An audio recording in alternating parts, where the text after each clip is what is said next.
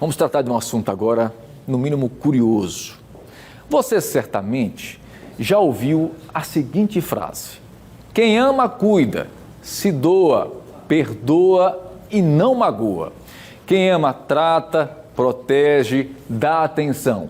Quem ama, liberta, encoraja em qualquer situação. Quem ama, nunca faz sofrer o seu coração. Na teoria, tudo se torna mais fácil, né? Mas quando partimos para a prática, o bem cuidar revela-se, na verdade, um grande desafio. Nesse sentido, excessos de cuidados dos pais, por exemplo, podem interferir no casamento dos filhos. E aí, o que fazer diante disso, hein? O Pausa do Café de hoje reflete um pouco sobre esse dilema.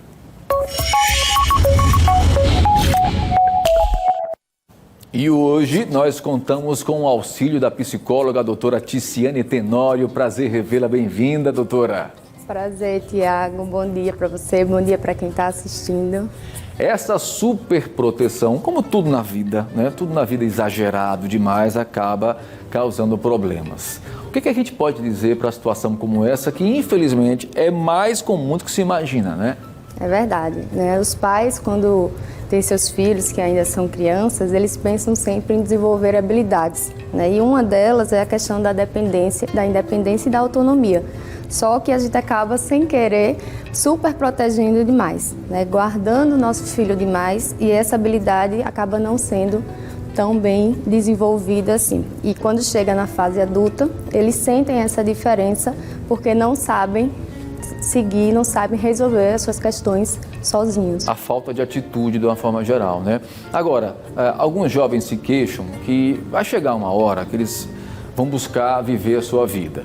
Aí chegam os relacionamentos, chega o casamento, o matrimônio, mas os pais ainda com essa superproteção, de certa forma, ainda tende a interferir nesse relacionamento. E aí é onde mora o perigo, né, Ticiane?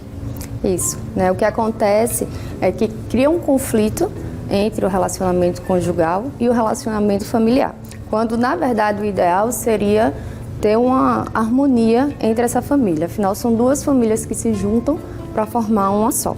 O que acontece muitas vezes é que a mãe, o pai, acaba achando que aquela nova pessoa que está com seu filho ou sua filha não sabe tratar tanto bem quanto eles. E realmente, tratar como pai e mãe é bem difícil, né? Só o pai e a mãe que conseguem isso. Delegar essa atividade é algo difícil, mas não quer dizer que por isso o seu filho ou sua filha também não está sendo bem cuidada ou está também cuidando de alguém. E eu fico imaginando esse filho ou essa filha no meio de um dilema, né? Você tem ali a esposa, que é sua companheira, sua parceira do dia a dia, que não dá para simplesmente causar um problema para ela, mas ao mesmo tempo também não quer se indispor com os pais.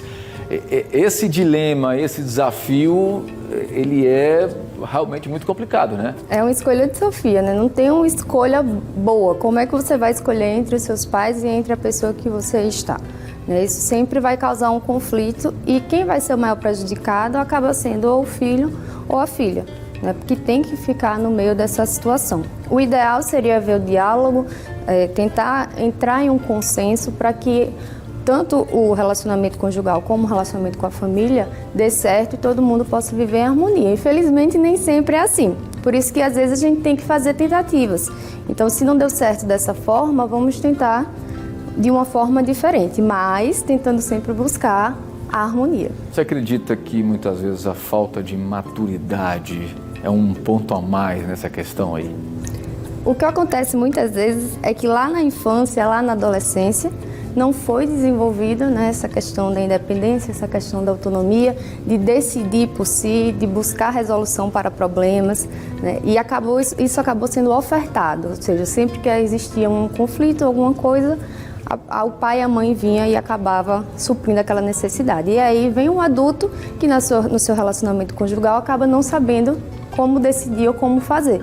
E a gente tem esse prejuízo lá na frente de adultos que infelizmente não ficam no trabalho, que não conseguem ter boas relações conjugais, boas amizades, porque não conseguem escolher por si só. Por isso que a gente diz que o efeito, muitas vezes, é um efeito acumulativo, né? E aquilo que está acontecendo na fase adulta, muitas vezes, é um reflexo daquilo que aconteceu na fase da infância ainda, como criança, né? Isso, e tem todo sentido, né? Porque todas essas habilidades, todas essas questões a gente aprende justamente nessa fase, né? De infância e adolescência. E se a gente não tem isso aqui, se isso aqui falta nessa fase, vai faltar lá na frente também. Afinal de contas, a gente só dá o que a gente tem. Verdade. Né? E é importante que os pais entendam isso, né? Nós queremos ter filhos independentes, autônomos, mas não queremos deixá-los sair do ninho. Não queremos deixar que eles escolham sozinhos. E isso acaba tendo reflexo lá na frente.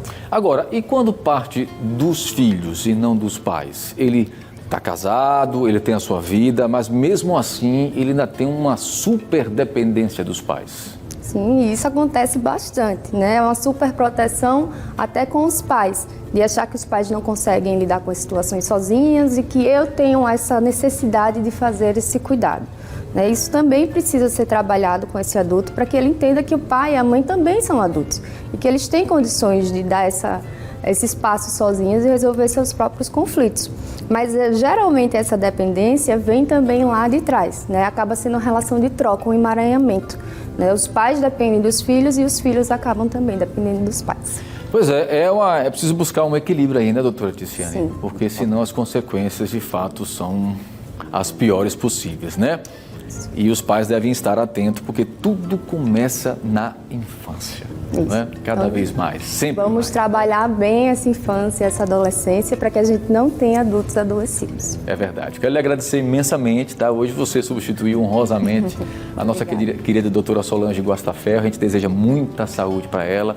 Tive cuidado de falar com ela ontem, fiquei preocupado, mas graças a Deus está tudo bem. Semana que vem, se Deus quiser, ela está de volta. Isso, já só volta, né, recuperado. E muito obrigada, bom dia para vocês. E você volte quando precisar, quando quiser também, Com certeza. tá bom? Obrigado, viu, doutora? Mais uma vez, muito obrigado, tá?